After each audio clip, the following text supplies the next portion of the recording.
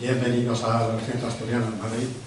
Y digo el Centro Asturiano de Madrid porque hay quien dice Casa de Asturias y eso lleva a equívocos porque en Casa de Asturias hay dos establecimientos de hostelería en Madrid.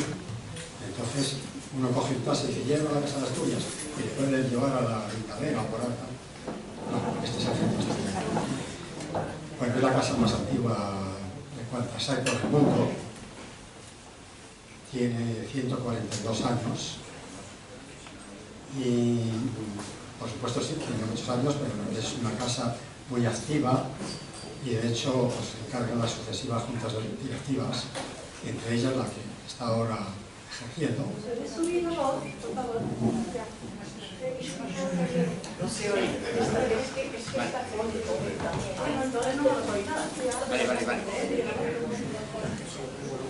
Bueno, hoy es que tengo la voz muy tomada, entonces, porque a mí, pues, normalmente se me oye bien, hoy es que ando a media voz, o menos. Bueno, digo que bienvenidos al Centro Asturiano de Madrid, la casa más antigua de cuantas hay por el mundo, casa regional naturalmente, con 142 años, una casa muy activa. No es una casa vieja, sí tiene muchos años, pero es una casa joven de espíritu y de talante. Hoy, por fortuna, nos visita de nuevo la Asociación Cultural Héroes de Cavite, que ha pasado ya por aquí con muchas actividades muy interesantes. Hoy no va a ser menos. Y, naturalmente, empezamos muy puntuales porque no queremos que luego se nos haga muy tarde. Queremos que todo el mundo pueda llegar a cenar, ¿no? Porque hasta tenemos un vinito que ya nos quita el apetito, ya uno llega a casa sin ganas. Digo a dormir, que podemos llegar a dormir. Voy a hacer un breve currículum vitae de los conferenciantes de esta noche, empezando por el excelentísimo señor almirante don José Ángel Sande Cortizo. Nació en La Coruña, consiguió el grado militar de la Academia de Alférez de Navío en 1968, especializándose en electrónica. Fue diplomado en Guerra Naval por el Estado Mayor de la Armada de Madrid y en Interior, ejercitó ejércitos y guerras, estoy sin gafas, entonces las voy a pasar un poco moradas, pero bueno.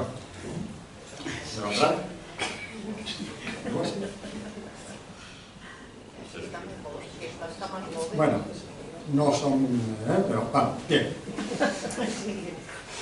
Y en ejércitos y guerra naval por la Escuela Militar de París. Durante su carrera militar tuvo muchos destinos y navegó por todo el orbe. Sus últimos años, antes de su pase a la situación de retiro, se desempeñó como subdirector general de Planificación y Control de la Dirección General de Infraestructura en el Ministerio de Defensa. Durante su paso al retiro y desde 2014 a 2019 fue presidente de la Asociación de Amigos del Museo Naval.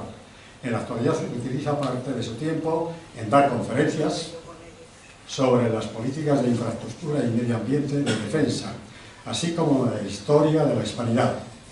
Un resumen de la conferencia que hoy nos ofrecerá: España en la Europa del 16, de Peleagonzalo Toro, 1476, a Lepanto, 1571. Y la batalla de Toros decidió el destino de las Españas. Este enfrentamiento puso fin a la Guerra de Sucesión, que durante más de 10 años se libraba entre los partidarios de la legitimidad de Isabel, la futura reina católica, y aquellos que defendían los derechos sucesorios de Juana la Beltraneja, hija incierta de Enrique IV el Impotente. En ese continuum de la historia en el siglo XVI, para la península más occidental, la Eurasia, Europa en el mundo medieval, en retirada, el humanismo abriéndose paso, etcétera, etcétera.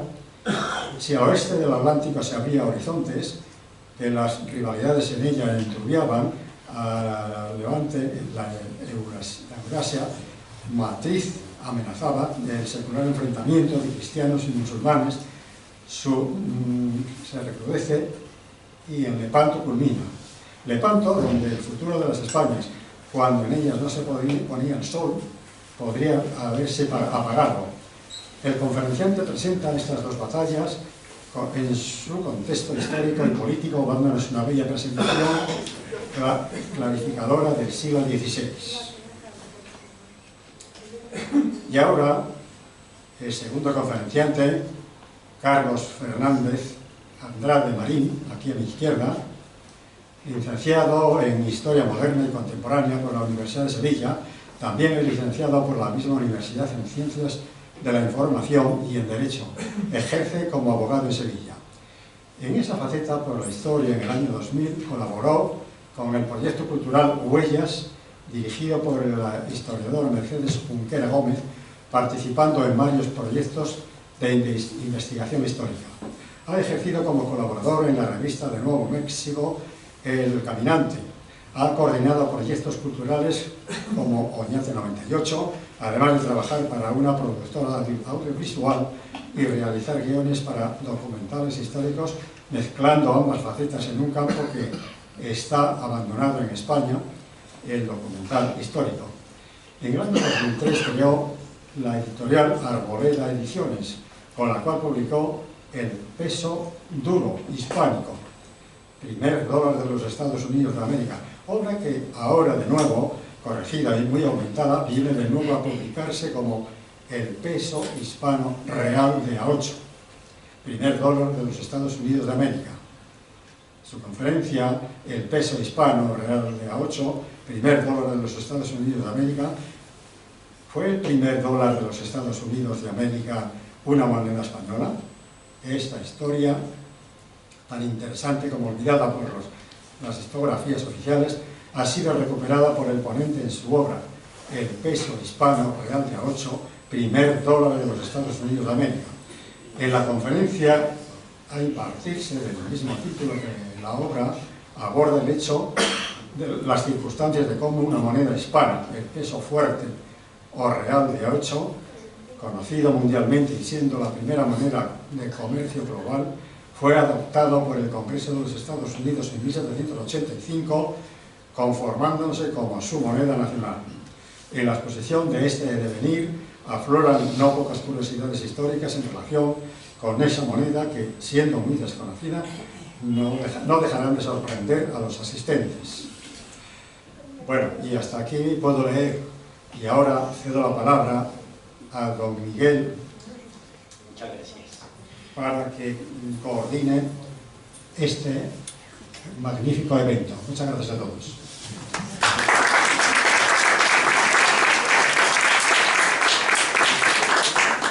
Bien, buenas tardes. Lo primero que quisiera decir es agradecer al Centro Asturiano, como siempre. Sí, de acuerdo.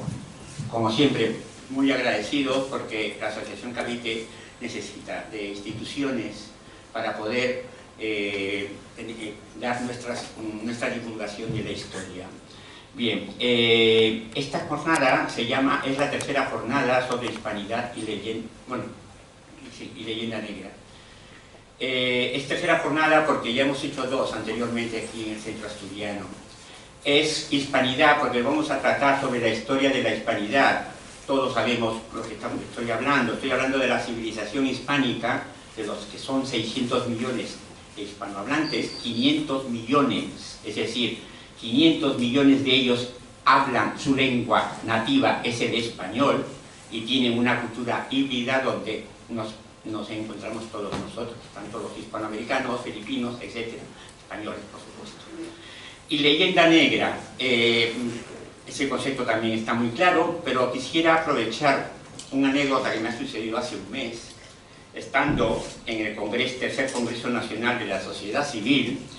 En la inauguración, el señor Antonio Garamendi, presidente de la Confederación Española de Organizaciones Empresariales, dijo lo siguiente al terminar su charla: me siento orgullosísimo de ser empresario y ser español, y lo digo con toda claridad, porque yo creo que en España no somos conscientes de lo que somos. nos tenemos que sentir muy orgullosos de lo que hacemos y muy orgullosos de la sociedad que somos. No nos sentimos orgullosos de ser españoles, y ahí lo que pido es una unidad de sentirnos orgullosos de ser lo que somos. Y yo agrego, para sentirnos orgullosos tenemos que quitarnos ese gran problema que tenemos del complejo de inferioridad desde el punto de vista histórico. Y ese complejo de inferioridad viene por una historia mal contada, una historia tergiversada, que desde pequeños, tanto en Hispanoamérica, yo soy peruano de nacimiento y mis estudios de colegio los hice en el Perú, por lo tanto puedo acreditar que lo que se enseñaba aquí, también se enseñaba allí a su manera, pero también se enseñaba de una manera errónea la historia. Y entonces, el objetivo que tiene la Asociación Cavite como principal objetivo, entre otros, es el de divulgar la historia de la hispanidad. Y este es un ejemplo, estas dos ponencias que se van a dar. Hablando de las dos ponencias, permitirme decir muy brevemente, en el siglo XVI y finales del XV se gesta una liga, una flota formada por una liga Venecia, el Papado, Génova, Florencia, España y Malta, pretende recuperar Trípoli, pero por diversas causas se desvía a los Gelbes, lo toman e inician la fortificación de la isla. Pero Urus Ali, a los 2 meses de llegar, destroza flota y fortaleza. 1560 marca el cenit del Imperio Otomano en el Mediterráneo, que Chesterton así describe: las blancas fuentes manan en los patios del sol, y el sultán de Bizancio ríe al verlas correr, y su risa otra fuente en su rostro tan temido. En un mar que era nuestro, hoy campean sus barcos. Han desafiado las repúblicas por los cabos de Italia y estrellan el Adriático contra el león del mar, contra Venecia. En esta tesitura, Solimán dispone el gran sitio de Malta en 1565 y cambiará el cariz. 1665, gran sitio de Malta. Malta, donde los 6.000 caballeros de la orden han de hacer frente a los más de 25.000 genízaros en 130 galeras que Solimán envía contra ellos. La resistencia del fuerte de San Telmo permite al gran maestre reforzar las defensas de los otros 2 puntos fuertes de la isla.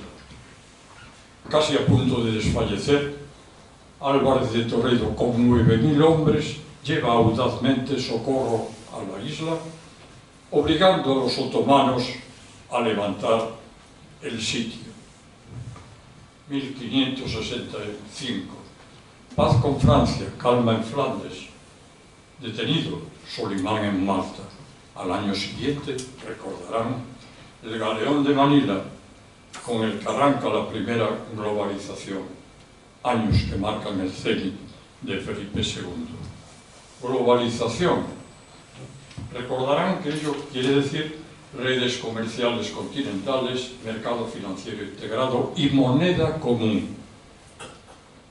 En la época, el real de A8 español, de 1497 a 1864, de curso legal en los Estados Unidos hasta 1856, y si me equivoco, puedes pegarme en la mano. Y como les mostrarán luego, de ahí deriva el símbolo del dólar. Volvamos, poco dura la alegría. En 1570, jaque otomano. Jaque otomano, el bey de Argel toma el sultanato de Túnez, vasallo que era del rey de España.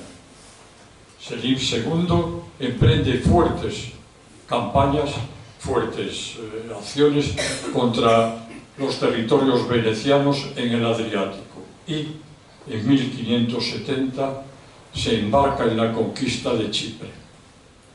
Toda Italia se alarma y el Papa, agonía y perdición, alza los brazos a todas partes, implorando a los reyes cristianos espadas para defender la cruz. La reina de Inglaterra se mira en frío espejo. De los Valois en misa se escuchan los bostezos. De las islas del oeste apenas se oyen los cañones de España. Y el señor del cuerno de oro sigue riendo al sol. Una flota en socorro de Chipre, al enterarse de la caída de Nicosia, su capital, iba al mando de Andrea Doria, se retira.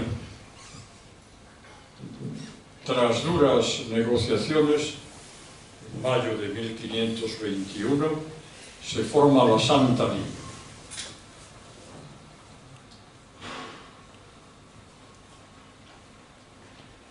Laten vagos tambores amortiguados por la distancia, y solo un príncipe sin corona se ha movido en un trono sin nombre. El último caballero de Europa va a la guerra. El último. Don Juan, el último caballero de Europa, toma las armas. Don Juan de Austria se va a la guerra. Chipre cae en agosto. La flota reunida en Mesina zarpa en busca de la flota otomana.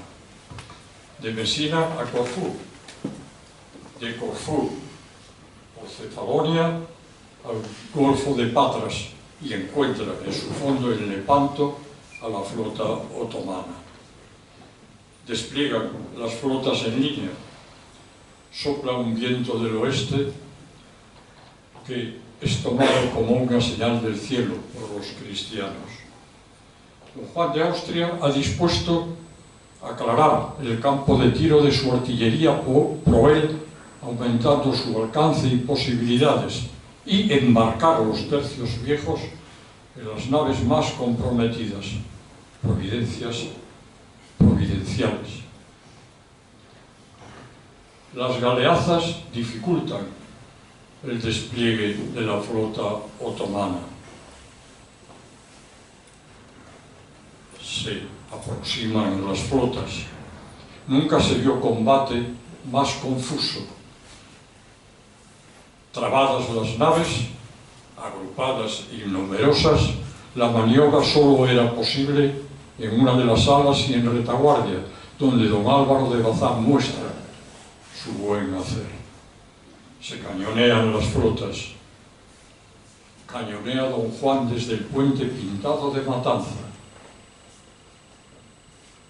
El rojo corre sobre la plata y el oro. Trabadas las dos capitanas, los tercios viejos abordan la capitana otomana y arcabuz, pica y espada rompen las escotillas, abren las bodegas y surgen los miles que bajo el mar se afanaban. Don Juan de Austria ha roto la línea de batalla. Sí, don Juan de Austria, haciéndose con la capitana otomana, se hace con el centro de la línea y rompe esta línea, obteniendo la victoria. Si bien las pérdidas del Imperio Otomano, el 60% de sus naves y el 30% de sus hombres. Y si bien al año siguiente, como les he dicho al principio, ya había repuesto sus pérdidas, dejaron de ser una grave amenaza para la monarquía hispánica. Y don Juan y Cervantes, en su galera, sonríe y envaina la espada y ve sobre la tierra fatigada un camino de sueños en España, por el que eternamente cabalga en vano un insensato caballero flaco. Y sonríe, y envaina el acero. Don Juan de Austria vuelve de la cruzada. ¡Viva España! ¡Gloria al Señor!, exclama el británico Chesterton. La más grande ocasión que vieron los siglos, al asegurar don Juan de Austria con su victoria que el sueño de Occidente no se agostaría y que en el azul de las Españas no se pondría el sol. Y recordarlo nunca será cabalgar en vano. Damas y caballeros,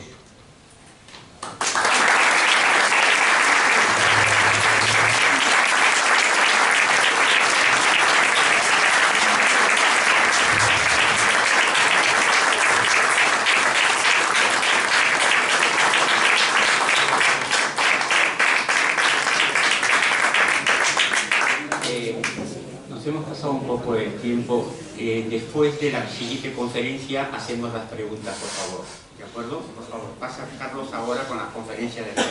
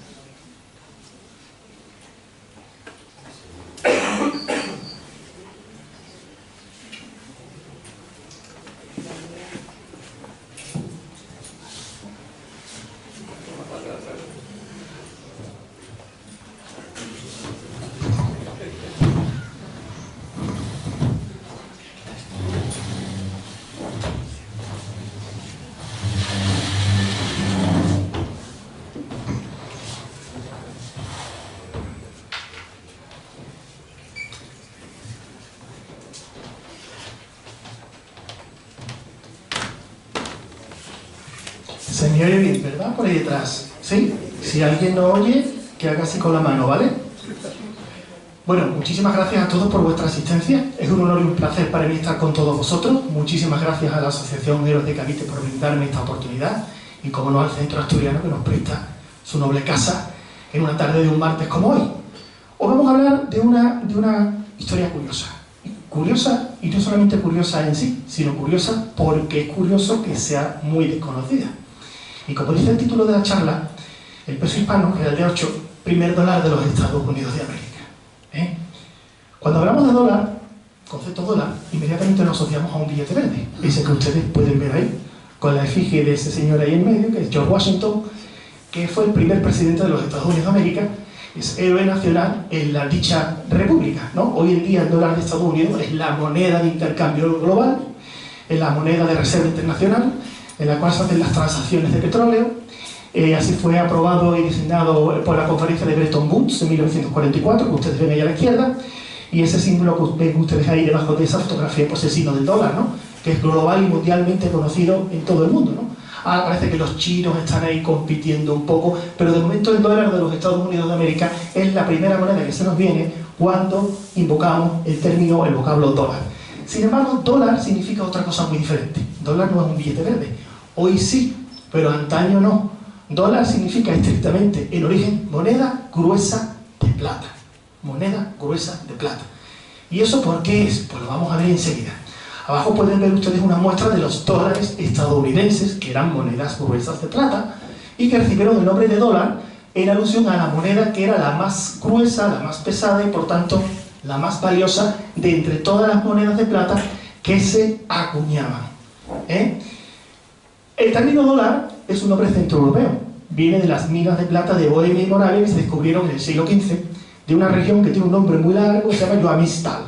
Yoamistal, a las monedas que se acuñaron en el siglo XV y en el siglo XVI con la plata de esa región que está hoy en la República Checa, se les llamó los Yoamistaler, porque inmediatamente era una moneda de muy buena ley, de muy buena calidad, de un gran peso, y el nombre en términos se extendió por todo el centro y el norte de Europa. Por la economía del lenguaje, pues se tendió a eliminar la primera parte, el Joannich, y quedó el Thaler. El vocablo Thaler sirvió para designar precisamente eso, una moneda gruesa de plata. Y poco a poco ese término se fue extendiendo y fue variando y distorsionándose, evolucionando conforme a la fonética de los distintos pueblos que lo fueron incorporando a su léxico, ¿vale?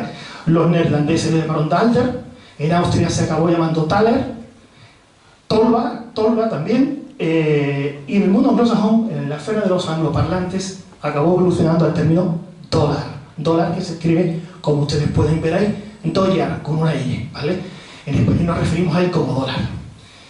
Y ustedes pueden preguntarse, bueno, ¿esto qué tiene que ver con una moneda española o una moneda hispana que fuera el dólar de Estados Unidos de América? ¿Qué tiene que ver una cosa con la otra? Pues muy bien, se lo voy a explicar muy brevemente. Cuando eso se comenta, la reacción general suele ser de sorpresa, o por lo menos hasta hace muy poco, de sorpresa absoluta. La gente dice, ¿cómo? Yo sé una reacción tal que así, ¿cómo? ¿Cómo eso? ¿Cómo es posible? Eso que ha sonado se supone que era un cobor, pero no ha salido bien. Entonces, la reacción es de sorpresa. ¿Cómo es eso posible? Eso no lo he visto yo en la tele. Eso no me lo han contado en el colegio. Eso no lo he visto en ninguna serie de Movistar, ni ninguna película de Hollywood. ¿Eso es cierto? Sí, es cierto, y lo vamos a ver hoy aquí muy brevemente. ¿Cómo es posible? ¿Cómo es posible que una moneda española se acabe convirtiendo en el dólar de los Estados Unidos de América? Pues lo vamos a ver. En el año 2000 tuve la ocasión de trabajar con la profesora Mercedes Junquera Gómez, y a raíz de mi trabajo con dicha profesora, publicó un libro que se llama El Duro Hispánico. Entonces lo llamé duro porque era el vocablo que se entendía más en España. Actualmente está agotado y está a punto de salir la segunda edición, reedición. Lo que pasa es que me hubiera gustado tenerlo ya, pero ha habido un pequeño problema. Ha habido dos problemas, un problema de prurito personal y un problema técnico de imprenta, con lo cual no lo tengo todavía disponible, pero prácticamente va a ser inminente, ¿no? Que es la imagen que tienen ustedes ahí a la derecha. Entonces vamos a desgranar brevemente cómo es posible que una moneda española se convirtiera en lo que estamos hablando, en el primer dólar de Estados Unidos de América. Para eso nos tenemos que remontar al siglo XIV, siglo XIV, en Castilla. ¿Qué tenemos en Castilla? Nace una moneda nueva, nace una moneda que se llama el real. No el real de 8, no confundamos, que se confunde, el real de una unidad simple o sencillo. ¿Y por qué nace el real? Pues porque tenemos un rey que se llama Pedro I, para unos el cruel, para otros el justiciero, que trata de imponer su voluntad y la autoridad real sobre la nobleza en el reino de Castilla. Decide acabar con la autonomía de la nobleza, lo cual le enfrentó directamente contra ellos, dando lugar a una gran guerra civil que fue capitaneada por su bando, por él mismo, y por el bando de la nobleza, por Enrique de Trastamara, que será su hermano, que será el que finalmente acabe ganando la contienda. Sin embargo, este real nace como una medida de reforma monetaria entre las medidas que toma el nuevo rey para imponer la autoridad real sobre la nobleza.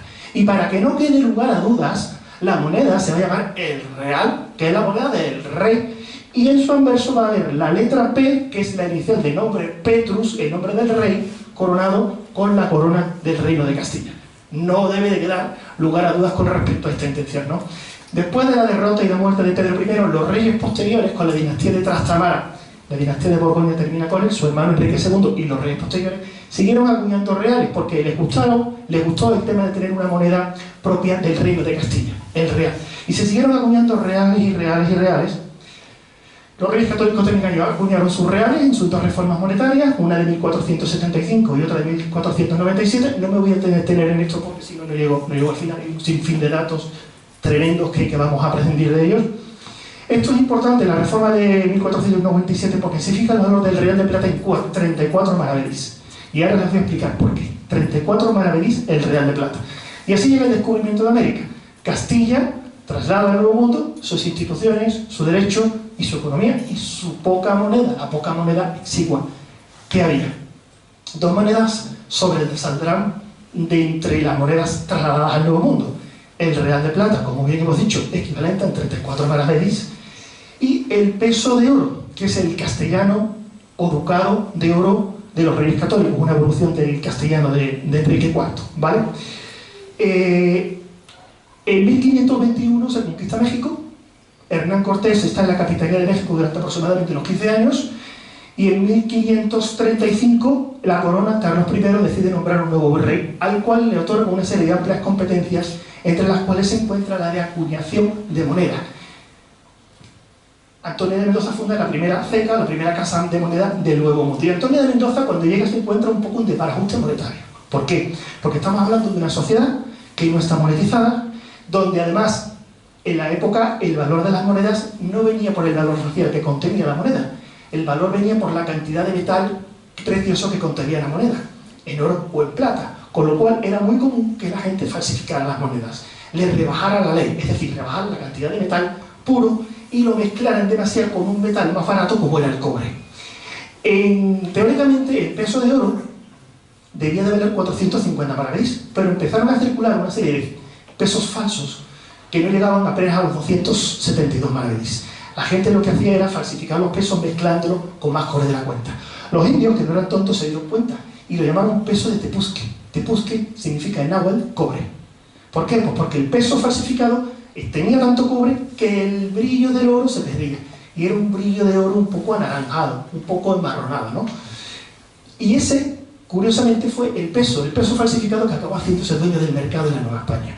¿Por qué? Por una ley financiera, económica, muy conocida en la economía, que se llama la ley de Gresham.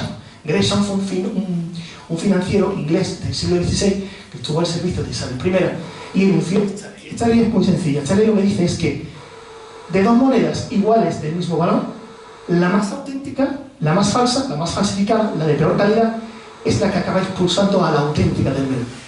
¿Por qué? Por una razón muy sencilla. Porque la gente coge la moneda buena. Esto está fallando, ¿no? Sí. Un poco, ¿sí? Vale. ¿Qué es lo que hacen? Pongámonos todos en situación.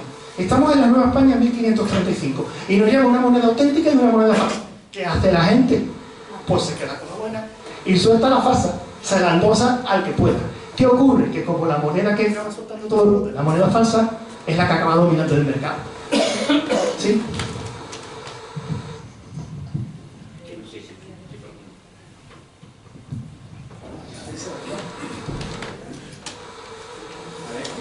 ¿Se oye? ¿Se oye? ¿Sí? ¿No se oye? No.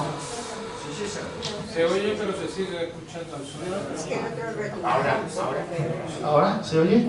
Sí, mejor, ¿no? Acércatelo más. Sí, venga, pues sigo con esta. Estábamos hablando de la ley de Gresham, ¿vale? Nos habíamos puesto en la Nueva España de 1535, nos llega una moneda falsa y una auténtica, soltamos la falsa y nos quedamos con la auténtica para destinarla al ahorro. Lógico. No me acuerdo aquí de la copla andaluza. Como la falsa moneda que de mano en mano va y ninguno se la queda. ¿Qué ocurre? Que cuando Antonio de Mendoza llega a la Nueva España y dice, esto es un desbarajuste, esto que hay que ordenarlo, esto no podemos seguir aquí todos los pesos falsificados. Entonces se le ocurre una idea. Él llevaba las competencias para acuñar moneda de 2, de 3 y de 4 reales de plata. Entonces dice, bueno, la moneda de 3 reales se va a confundir con la de 2 y con la de 4. Voy a no acuñar las de 3, que las acuñó, pero le voy a pedir al rey autorización para acuñar las de 8, porque se da la circunstancia de que el peso de oro falsificado, que vale unos 272 maravedís, equivale en valor a 272 maravedís, que son 8 reales de plata. Entonces pide autorización al rey Carlos I para acuñar monedas de 8 reales. La corona contesta afirmativamente por la cédula del 18 de noviembre de 1537. Y así es como nace el Real de 8 español.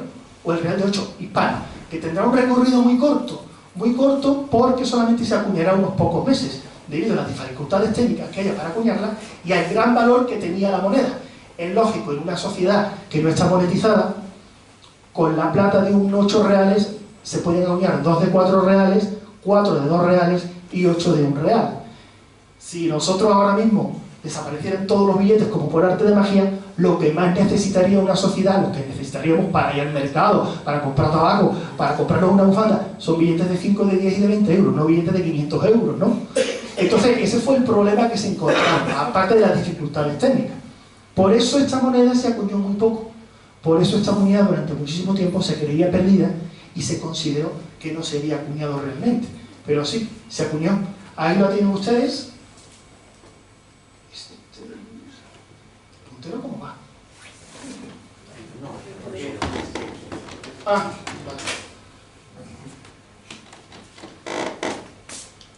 vale. Ahí tienen un ejemplar que se costó en el año 2014 por $500,000, ¿vale? Después, posteriormente, se acuñaron otros reales en la península.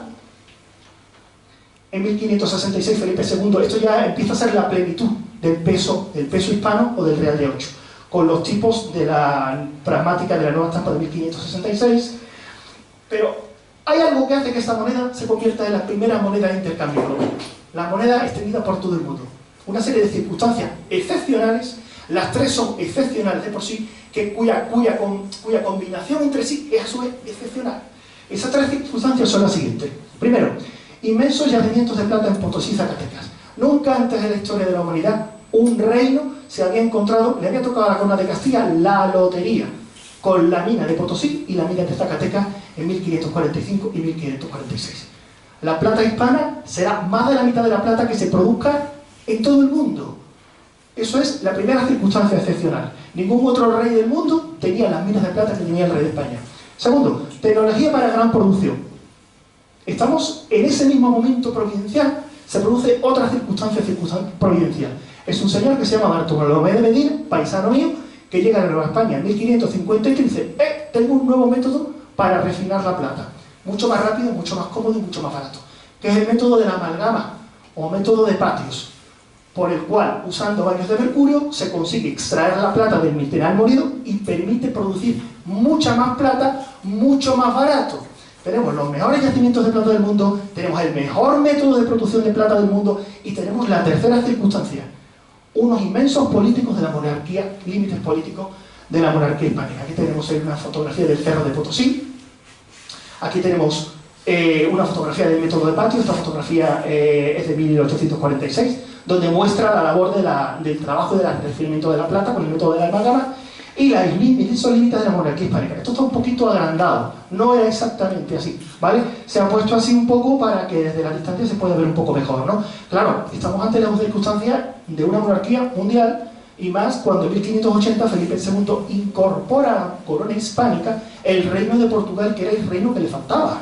O sea, españoles eran todos, como dice Fernando de Camões. Los portugueses eran españoles, igual que eran los navarros, igual que eran los aragoneses. El rey Felipe II no era rey de España hasta que consigue incorporar Portugal a la monarquía hispánica. Ahora sí es rey de la España completa, ¿no? De 1580 a 1640, fíjense ustedes el imperio fabuloso que tenemos.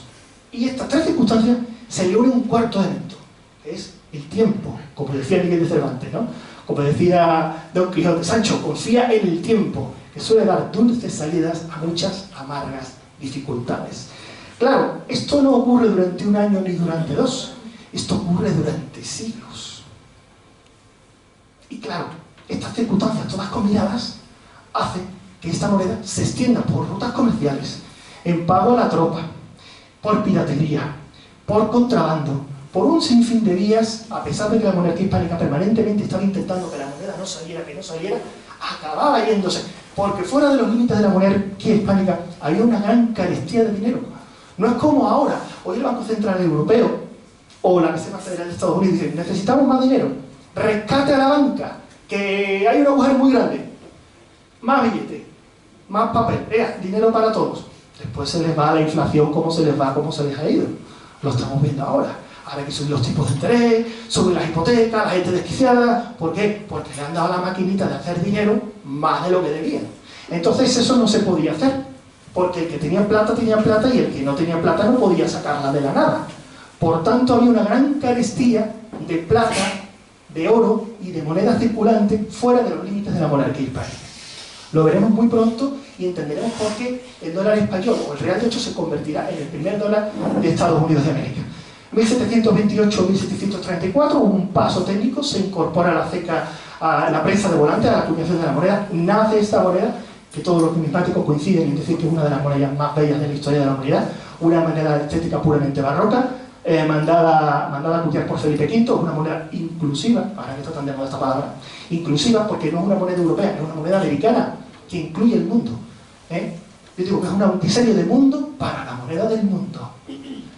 Aquí a la izquierda tienen uno de México, aquí uno de Lima, aquí uno de Potosí y aquí uno de Guatemala, ¿vale?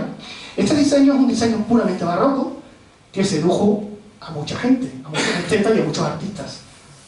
Esa que tienen ustedes ahí arriba es una piastra danesa de 1771 y ese que tienen ustedes abajo es un real hecho español de México de 1733. Algún parecido hay, parece que hay, ¿verdad? A los reyes de Dinamarca les gustó el diseño y lo copiaron. Vieron qué bonito, nos lo vamos a incorporar.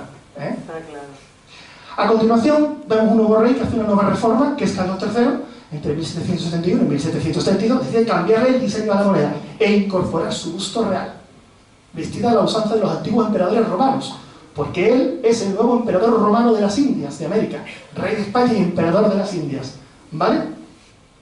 Y vemos una moneda de estética puramente neoclásica. Hay un cambio estético. ¿Por qué? Pues muy sencillo. Carlos III era un hombre culto.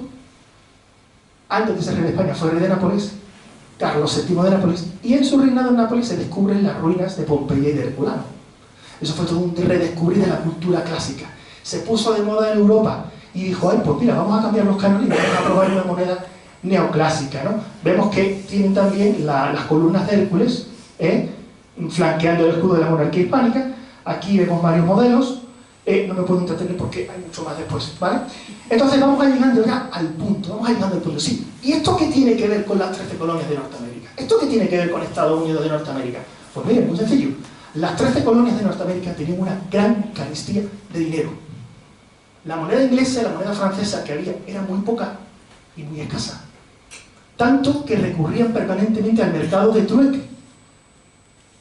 Y terminaron recurriendo a una serie de mercancías estándar, comodines, que eran de común aceptación, fundamentalmente el tabaco, ¿vale?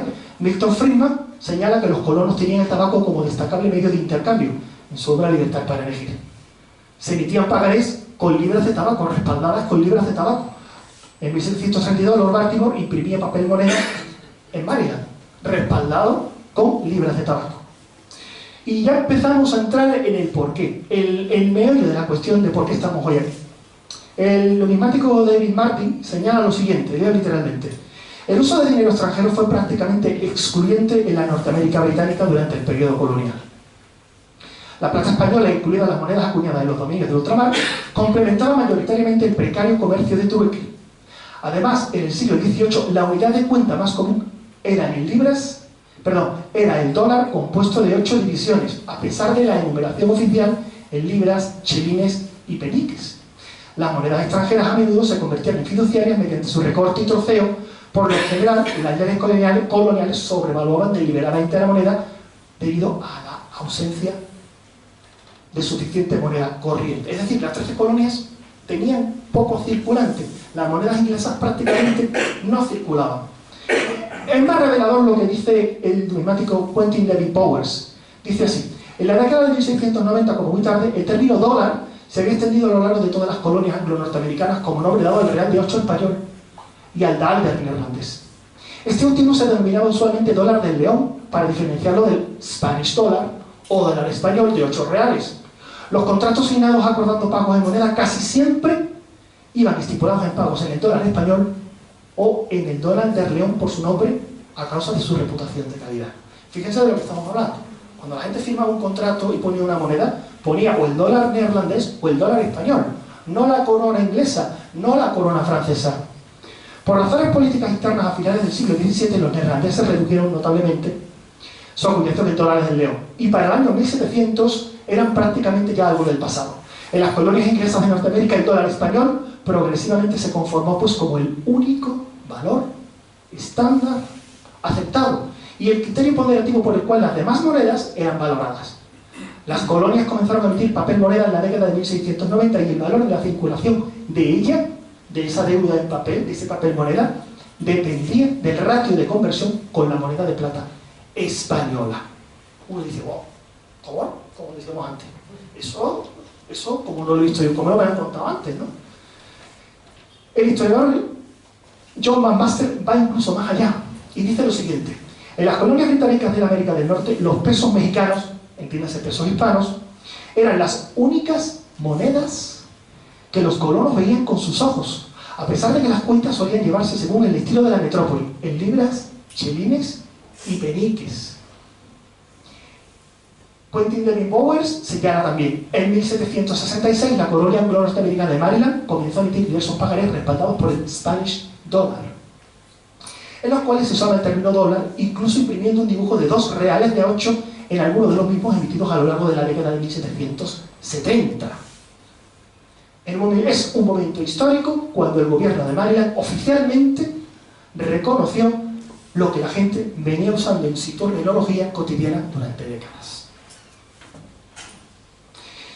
Tenemos que decir que la plata española, la plata hispana, fue fluyendo a raudales poco a poco en las 13 colonias, no solamente por el comercio, sino por actividades de contrabando y por actividades de la piratería.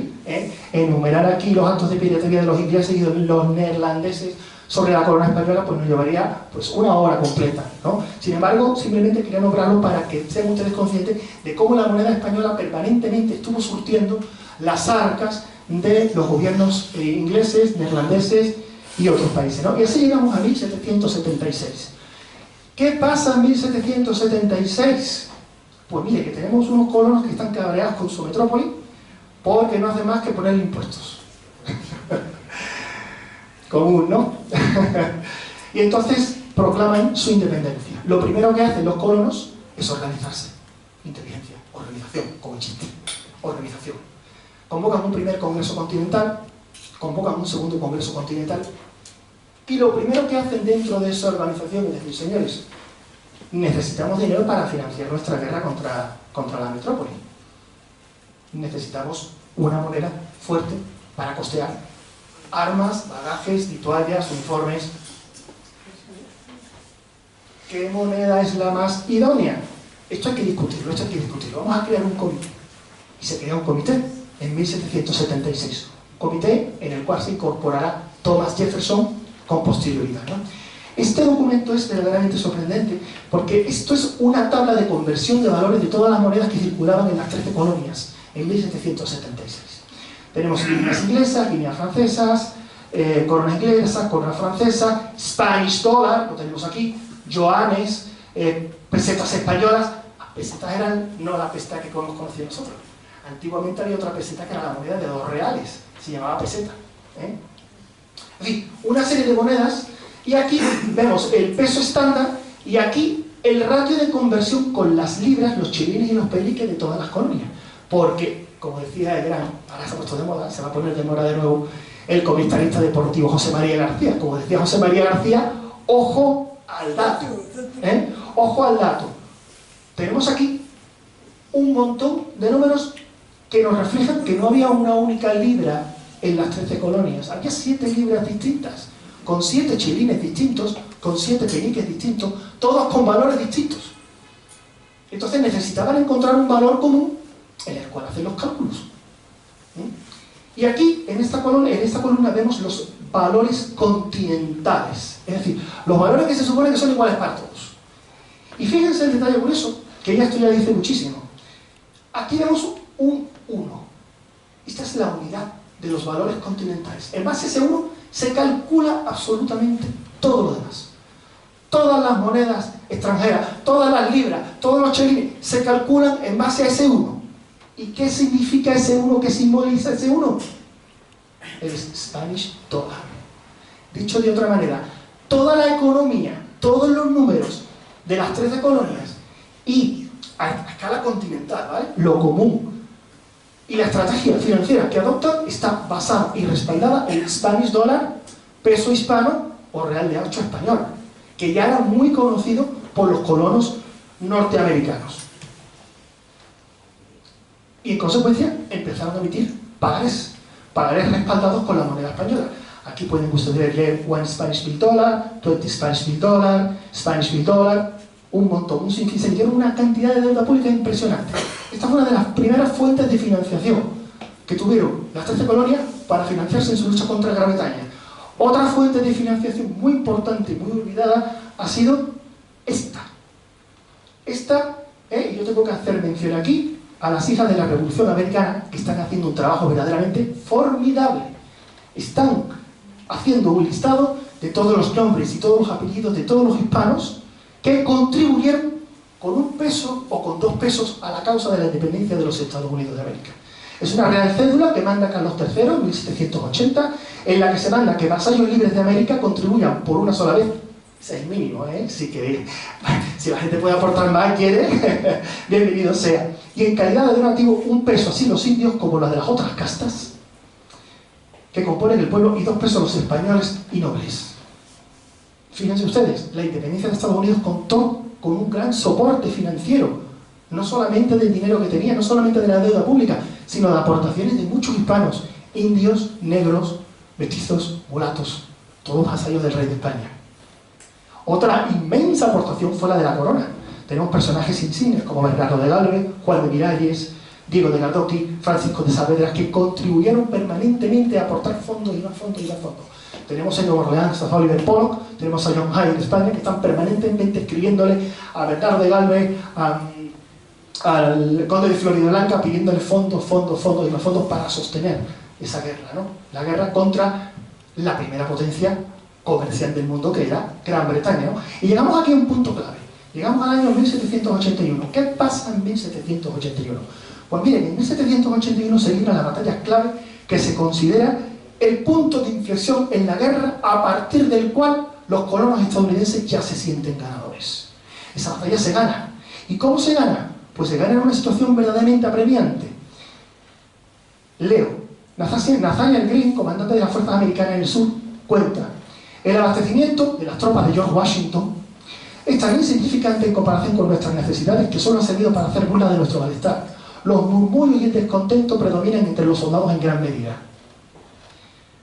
Rochambeau, general francés que estuvo allí con Washington y junto con Lafayette, escribió a de Grasse. De Grasse era el almirante francés de la flota francesa: no debo ocultar a usted, señor almirante, que estas personas están en el final de los recursos, o que Washington no va a tener a su disposición ni a la mitad de las tropas que tendría que tener. Dicho de otra manera, el ejército de George Washington estaba desmotivado, estaba decepcionado, estaba desilusionado y empezaba a amotinarse y a desertar. Y en ese momento clave, como por arte de magia, obró el milagro. Llega el almirante de Grasse, de la escuadra francesa, con sus navíos desde La Habana, repletos de reales de 8 españoles. Era el dinero que necesitaban para pagar a la tropa. Muchos historiadores estadounidenses dicen que este dinero obró verdaderamente un milagro, ¿no? En esos días claves llegó de Grasse con los pesos de plata españoles. Dice Eric Berman, historiador estadounidense: la victoria sobre Cornwallis fue clave para los colonos americanos. Con la gran escuadra de Grasse arribando a Yorktown en el momento justo, gracias en parte al dinero proporcionado por los españoles en el Caribe, aportación española muy importante para el éxito de la independencia norteamericana. Yo suelo decir que quizás el rostro más conocido en la batalla de Yorktown, de todos los que participaron, quizás no fuera el rostro de George Washington, ni fuera el rostro de Lafayette, ni fuera el rostro de Lord Cornwallis, ni fuera el rostro de Rochambeau. Probablemente el rostro más conocido entre todos los soldados fuera el rostro del rey de España, del rey Carlos III, cuya efigie se encontraba en el anverso de todos los pesos hispanos que los soldados de George Washington y los soldados franceses de Lafayette y de Rochambeau llevaban en sus bolsillos, y que gracias a los cuales pudieron ganar la famosa batalla de Yorktown. Como decíamos antes, ¿no? Ustedes probablemente habrán visto muchas películas americanas de la independencia. Dudo mucho que esto se lo hayan contado. Y sin embargo, aquí está perfectamente acreditado. Hay una frase que me gusta mucho de Napoleón Bonaparte, que era una mente brillante, aparte de ser lo que fue, que en España hizo auténticas atrocidades, pero era una mente brillante. Y una frase que decía: las guerras se ganan con 3 cosas: dinero, dinero y dinero. Y continúa la frase, porque la frase continúa, no termina ahí. Dice: suele haber guerras más baratas, pero se suelen perder.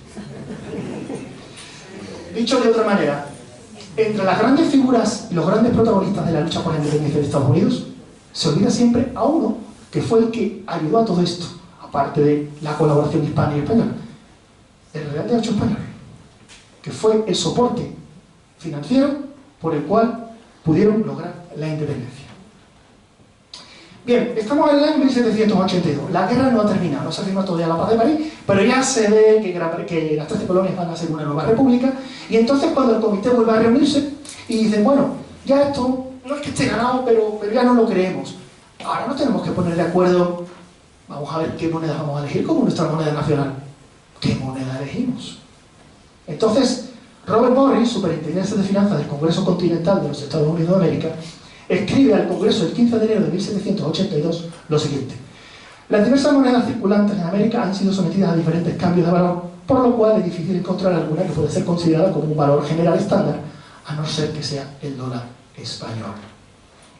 Y propone dividir el dólar en 1440 partes. Thomas Jefferson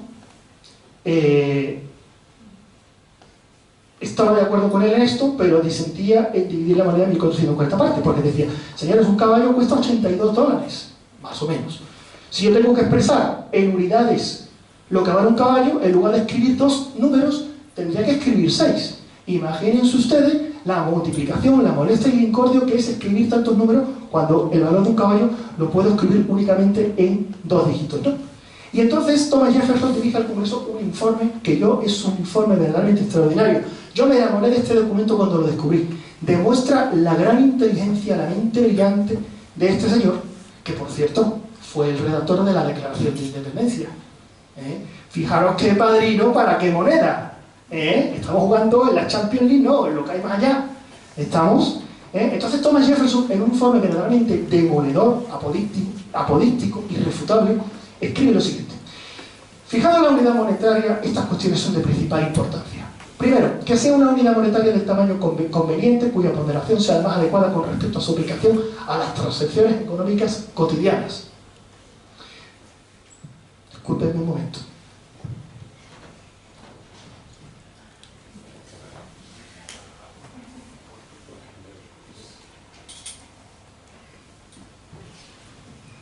Ya. Segundo, que sus partes y sus múltiplos sean de fácil cálculo entre ellos de cara a facilitar las operaciones.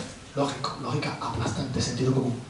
Tercero, que tanto la unidad monetaria como sus divisiones estén próximas, si no iguales, a alguna moneda ya conocida y familiar, para que así pueda ser de más fácil adopción y aceptación por la mayoría de los ciudadanos. Y concluye: el dólar español parece cumplir con todos estos requisitos. No voy a leer el documento entero, pero sí este segundo párrafo que me resulta muy clarificador. Aquí a la derecha tienen ustedes una página borrador del informe de Thomas Jefferson, de su propio puño y letra. Los que tengan buena vista podrán leerlo en inglés, aunque la letra es muy chiquitita. Y dice: sé que ninguna otra moneda puede competir en esto con el dólar salvo la libra. Pero, ¿qué es la libra? Los 1547 gramos de plata fina de Georgia, los 1289 granos de Virginia, Connecticut, Rhode Island, Massachusetts y New Hampshire, los 1031,25 granos de Maryland, Delaware, Pensilvania y Nueva Jersey, o los 966,75 granos de Carolina del Norte y de Nueva York. ¿Cuál de ellas deberíamos adoptar? ¿A qué estado daríamos preeminencia generando el recelo de los demás en los cálculos y finanzas? ¿Y a cuáles impondríamos las dificultades de nuevo cómputo de sus cosechas, ganados y demás bienes? ¿O deberíamos tomar la libra esterlina como patrón común sobre la incomodidad de todos ellos? Afortunadamente, el dólar es familiar a todos y está ya establecido su valor de cambio tanto como valor ponderal como respecto a sus respectivas libras. Señores, como yo digo, blanco en botella de cristal no puede ser un tinto de La Rioja. Y así, el informe fue demoledor En resolución del Congreso de los Estados Unidos de América de 6 de julio de 1785, el Congreso aprueba por unanimidad adoptar el dólar español como moneda nacional de la República. Volvemos al cómo, ¿verdad? Sorprendente.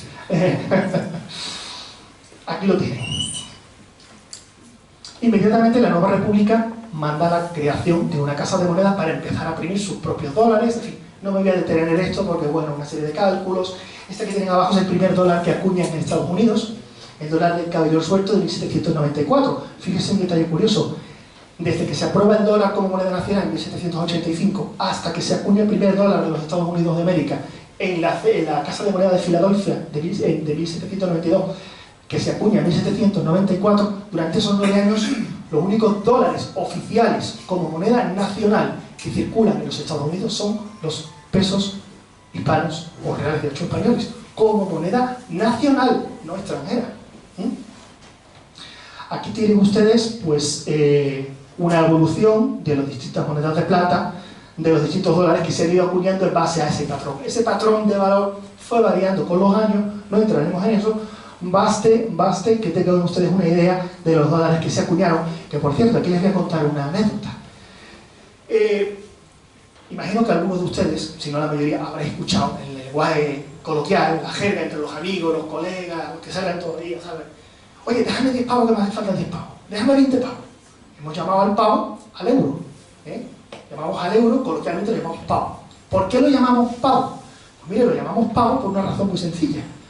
Porque eso nos lo han contagiado las películas y teleseries estadounidenses de la jerga popular que se habla en Estados Unidos refiriéndose al dólar como pavo. ¿Y por qué se refieren al dólar como pavo en Estados Unidos? ¿Alguna sugerencia se les ocurre? El dólar Morgan y el dólar de la paz, pues parece bastante evidente. Porque acuérdense que cuando un amigo les pida, déjame 10 pavos, que bien, pues un taxi. Acuérdense del dólar Morgan y acuérdense del dólar de la paz.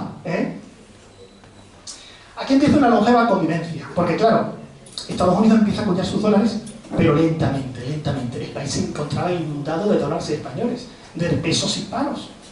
Dinero que había entrado por comercio, que había entrado por la deuda pública que había emitido, que había entrado por la inmensa aportación hispana de la corona española. El país estaba completamente de dólares. Si ahora mismo teletransportáramos un anglo norteamericano del año 1800 y le pusiéramos, juego mnemotécnico, dólar, pintaba la moneda española. No pintaba otra. Aquí tienen varios billetes, varios pagarés de bancos privados de 1737 y de 1741, donde la moneda que aparece es la moneda de 8 reales españolas, la moneda columnaria de gusto neoclásico, no confundir con la columnaria de ambos hemisferios. Aquí hay una controversia con respecto a eso, ¿no? Yo llamo columnaria toda moneda que tenga 2 columnas, ¿no? De hecho, los estadounidenses le llaman two pillars dollar, moneda de las 2 columnas, a esta y no a la otra. Y llegamos aquí a un dato sorprendente. Aquí tenemos a John Leonard Riddle, que es director de la Casa de Moneda de Nueva Orleans, que publica un estudio que se llama Monografía de los dólares de plata circulantes en Estados Unidos en 1845. Y dice lo siguiente: estos dólares, en referencia a los dólares españoles, que constituyen la mayoría de las vastas sumas de plata acuñadas anteriormente de las minas de México y Sudamérica, son conocidos y valorados en cualquier parte del mundo, ahí donde el dinero es estimado. Por tanto, el dólar español o hispano puede ser considerado casi como una moneda universal o unidad general de dinero. Es una suerte que nuestro dólar de Estados Unidos se aproxime tanto a él en características, peso y valor. ¿Cómo no se va a aproximar si es la misma? Si es la misma evolucionada. En la actualidad, continúa, los dólares mexicanos y suramericanos han tomado su lugar por razones obvias. Y aporta otro dato verdaderamente sorprendente. ¿Me podéis avisar cuando queden 5 minutos? Dice, continúa este señor, más del 90% de los dólares de circulación general en este país contienen la impronta de México. Yo cuando leí esto no me lo creía. Digo, favor, como chiquito. Más del 90%. Es decir, de cada 10 dólares que en 1845 circulan en los Estados Unidos de América, 9 han sido acuñados en México. Bien en la época española o bien en la época mexicana. ¿Vale? Y a continuación lo explica. Hay ideas con más plata producida de las minas de México que del resto de las minas del mundo juntas, lo que decíamos anteriormente. Es y ha sido política que el gobierno impidiera toda exportación de moneda sin acuñar, etcétera, etcétera. El peso fuerte español fue sustituido por los pesos hispanoamericanos, que curioso y sorprendentemente se siguieron llamando reales de 8 incluso décadas después de la independencia. Es decir, México se independiza en 1821, pero a su peso le sigue llamando 8 reales hasta 1897. Lo mismo encontramos con los argentinos, que siguen acuñando 8 reales hasta 1836. La República de Centroamérica, Guatemala, 1840, y Perú, 1855. Pero bueno, pero no se había emancipado de la corona española. Es que el nombre de 8 reales pesaba mucho en el mercado asiático, en los comerciantes chinos del sureste asiático. Y el 8R era un signo de distinción y era un aval crediticio, ¿no?, para la moneda, ¿no? Fin del Spanish Dollar. ¿Cuándo se produce el fin del uso de la moneda española en los Estados Unidos de América? Pues miren, en 1857 se dicta la Coinage Act, por la cual se derogan todas las resoluciones anteriores que autorizaban el uso y circulación de moneda extranjera, dándole curso legal en la República. Esta es la fecha oficial en la cual todas las monedas extranjeras, incluyendo nuestro peso hispano fuerte o real de 8, fue moneda de curso legal en la República.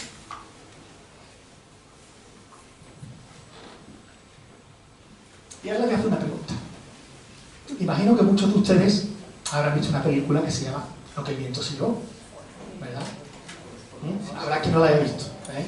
Es un clásico de la cinematografía. Es de 1969, es un auténtico clásico, ¿eh? Esa escena de la protagonista Scarlett O'Hara en ese montículo levantando la mano con el rabo. Dios pongo por testigo que nunca más volveré a pasar hambre.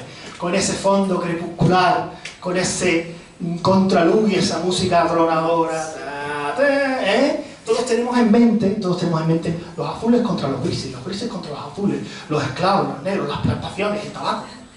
Porque hemos visto muchas películas y porque hemos visto esta película. Pero no sabemos que los primeros pagarés que emitía el gobierno de la Confederación llevaban también la impronta de la moneda española. Bien, de $1, abajo tienen a la izquierda uno de la Corporación de Richmond, o bien de 20 centavos, de 10 centavos. No todos los pagarés de la Confederación llevaban esta impronta, ¿vale? Estos eran solamente los primeros. Después emitieron un montón de deuda pública y un montón de promesas de pago, en las cuales ya la moneda española no aparecía. Pero es muy significativo que incluso 4 años después de la oficial cese de uso como moneda oficial de la moneda española en los Estados Unidos, se siguiera usando este símbolo. ¿Por qué? Porque es el que tenían todos los anglos norteamericanos en la cabeza. Cuando se hablaba de dólares, la primera vez en que se les venía era la de la moneda española, y no era otra. Porque los dólares estadounidenses que empezaron a acuñarse, se acuñaron muy poco, muy lentamente, y de hecho Thomas Jefferson mandó que dejaran de acuñarse porque se enfadó. Y se enfadó con los especuladores, porque los especuladores lo que hacían era, como sabían que el peso mexicano era en circulación también en México, en Estados Unidos, y tenía mejor ley que el dólar estadounidense, la gente especulaba, cogía dólares mexicanos, los fundía, los convertía en dólares estadounidenses y se volvía a México por más dólares. Y Thomas Jefferson acabó por eso. Y durante 25 años no se acuñaron prácticamente dólares estadounidenses, con lo cual la moneda mexicana inundó totalmente el mercado norteamericano. ¿Vale? Y... Carlos. Sí, vale. Bueno, he ido muy rápido. Yo creo que ya ha quedado más o menos claro lo que yo quería exponerle. Pienso que tan importante que lo que yo tengo que decir, que me dejo mucho en el bolsillo, pongo mucho en el tintero, mucho. Tan importante como lo que diga, o más, es lo que ustedes tengan que preguntar, ¿vale? Entonces, me dejo mucho en el camino, nos cuento el poder que tenía el Riacho en el mercado asiático, nos cuento cómo Gran Bretaña intenta destronar al peso hispano en Oriente y no lo consigue, acuña el dólar de Hong Kong y es un fracaso, Estados Unidos acuña el dólar de comercio para competir y expulsar al dólar mexicano del mercado asiático y no lo consigue. Es decir, el dólar español, como el CIS campeador, siguió ganando batallas después de muerto, porque el real de 8 deja de acuñarse en España. Tiene 2 golpes de muerte, uno en 1820-21, anteriormente ya con el gobierno de José I, donde ya se quita el 8 y el valor de la moneda pasa a expresarse en reales de Leyón en lugar de reales de plata. Pasa a ser moneda de 20 reales, ya le han quitado toda la gracia. Y después resulta que con la independencia de América, cuando España pierde las minas americanas, España se sube en una ruina económica tremenda, no tiene plata y ahí el real de 8 español muere. Pero sigue habiendo reales de 8 mexicanos y sigue viendo reales de 8 argentinos, y sigue viendo reales de 8 peruanos que dominen el mercado asiático. Y veremos cómo reiteradamente Gran Bretaña y Francia intentan expulsar el real de 8 mexicano y el español del mercado asiático sin conseguirlo. No quiero extenderme más en esto. Terminaré diciendo, antes de las preguntas, que esto era mucho más que una moneda, para muchos. Esto era un colgante, porque, por cierto, tengo aquí uno, se me ha olvidado enseñárselo. Este es un real de 8 de Carlos III, acuñado en México en 1780, para que ustedes más o menos se hagan la idea del tamaño que tiene con respecto a la mano. Y bueno, este pudo haber estado perfectamente en la batalla de Yorktown, porque está acuñado en México en 1780. No es probable, pero es posible, aunque la posibilidad pueda ser un poco remota. Si se fijan en el tamaño, es el tamaño bastante parecido, bastante idóneo para una medalla. Los reales de 8, los pesos hispanos en Norteamérica y en Sudamérica acabaron siendo mucho más que una moneda, mucho más que una herramienta de intercambio comercial. Acabó convirtiéndose en un objeto de adorno personal y acabó convirtiéndose en un signo de lealtad y de adhesión a la corona de España durante muchísimas décadas. No sería extraño encontrar indígenas que en su amor por su padre español llamaran monedas de 8 reales colgadas al cuello con un taladro. Hay varios documentos que así que lo acreditan, ¿no? En una costumbre que viene incluso acreditada de 1579, ¿no? En fin, no quiero extenderme más. Muchísimas gracias. Estaré encantado de contestar todas vuestras preguntas de la mejor manera que pueda. Gracias.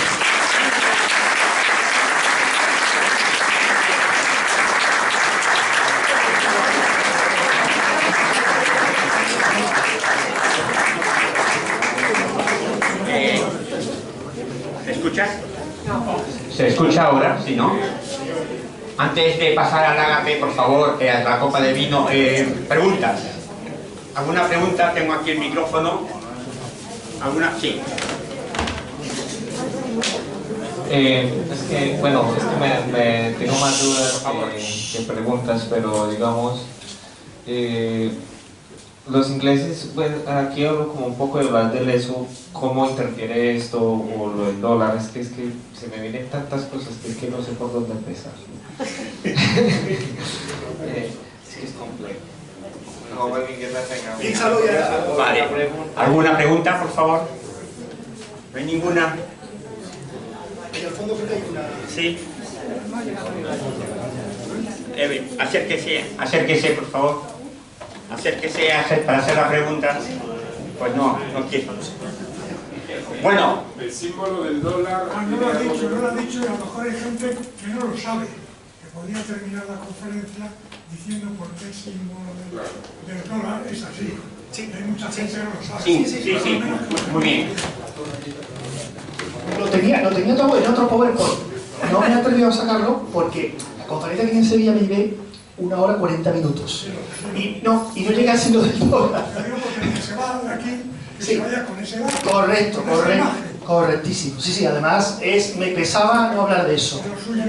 Eso... Mucha gente que puede tener alguna duda deja de tener. Sí. Eso tengo un PowerPoint, pero no lo tengo preparado. De todas maneras, yo creo que de ahí lo van ustedes a poder... No hace falta el PowerPoint. Eso daría para una conferencia solamente de ese tema. Yo sé que lo que voy a decir aquí... hay una señora... Ahora vamos con usted. Lo que voy a decir aquí puede sonar un poco decepcionante o discordante, ¿vale? Con respecto al signo del dólar, ha habido muchas teorías. Esto es una gran incógnita. Es más, no sé si puedo ponerle... ¿Puedo poner el PowerPoint? Que me voy a ayudar. El PowerPoint no está terminado, pero lo vamos a usar para que... Bueno, no... Sí. Bueno, voy a hacerles una pregunta a todos los asistentes, ¿vale? Antes de continuar con este tema, ¿vale? Voy a hacer un experimento, voy a proponerles un sencillo juego. En 10 segundos, muy brevemente, ¿de acuerdo? Imagínense ustedes que llegan a la administración pública y se encuentran con un formulario que solamente tiene 2 casillas para poner su nombre. Y tienen que elegir 2 letras de su nombre. Todos sabemos cómo nos llamamos, cómo nos presentamos, todos tenemos un nombre, hay gente que tiene 2, que tiene 3. Elijan 2 letras de su nombre. Si tuvieran que elegir 2 letras que representaban su nombre, elíjanla mentalmente y en 10 segundos les voy a hacer a todos una pregunta a mano alzada. ¿De acuerdo? ¿Sí? Sin miedo, ¿vale? Venga, tiempo. Empiezan los 10 segundos.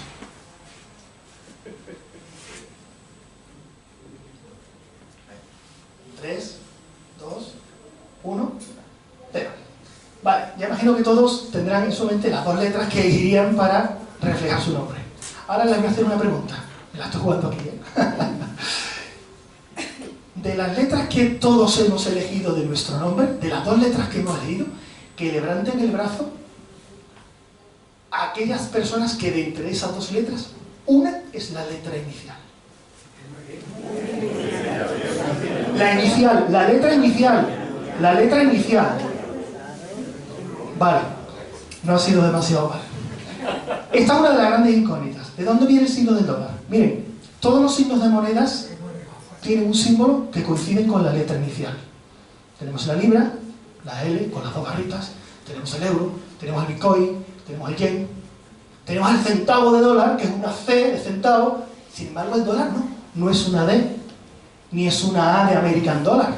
Entonces esta es la gran incógnita. ¿De dónde viene el signo del dólar? ¿De dónde viene el signo del dólar? Varias teorías, telegráficamente.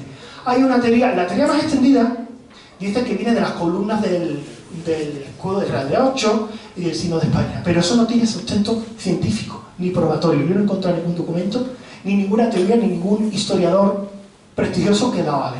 Es cierto que es la teoría que más se ha extendido, por artículos de prensa, por televisión, por internet, pero a mí no me resulta convincente. Hay gente que dice que viene del United States, la U y la S, pero claro, ese United States, ¿qué? Si nosotros vemos la bolsa, vemos que el signo del dólar es USD. Hay una D, porque si no ponemos una D de dólar, United States, ¿qué? Hay gente que dice que evoluciona del símbolo del cifrado, que significa como una especie de S. Hay gente que dice que viene incluso de un símbolo jesuita, de la S del símbolo jesuita. Hay gente que dice que viene de la ceca de Potosí, que era una P, una T y una S superpuestas. La teoría más seria, más acreditada, es la del historiador mexicano Álvaro Moreno, que coincide, otro historiador que se llama Florian Cajori, y que coincide con otro historiador numismático de primera línea, que yo sigo y es uno de mis maestros, que es Adolfo Ruiz Calleja, tiene el blog numismáticos.com, que dice que evoluciona de la superposición de dos letras, del vocablo peso. Peso. Los mexicanos dicen que ese es el símbolo del peso. La P y la S superpuestas. Bien, eso encaja. Pero todos coinciden, y esto es clave aquí, cuidado, que esto es clave. Todos coinciden en que el signo del dólar, esa especie de S, si realmente es una S, con esa barra o con esas dos barras, nace en el mundo angloparlante, no en el mundo hispanohablante. En eso están todos de acuerdo. Es decir, el signo del dólar nace entre los que hablan inglés, no entre los que hablan español, que se refieren a ella como peso y que en las escrituras abrevian como una P y una S. Claro, atendiendo a eso, si todos reconocen que el signo nace en la esfera de los que hablan inglés, tendremos que prestar atención a cómo se refieren a esa moneda los que hablan inglés, no los que hablan español. ¿Y cómo hemos dicho que se refieren a esa moneda los que hablan inglés? ¿Casualidad? No lo sé.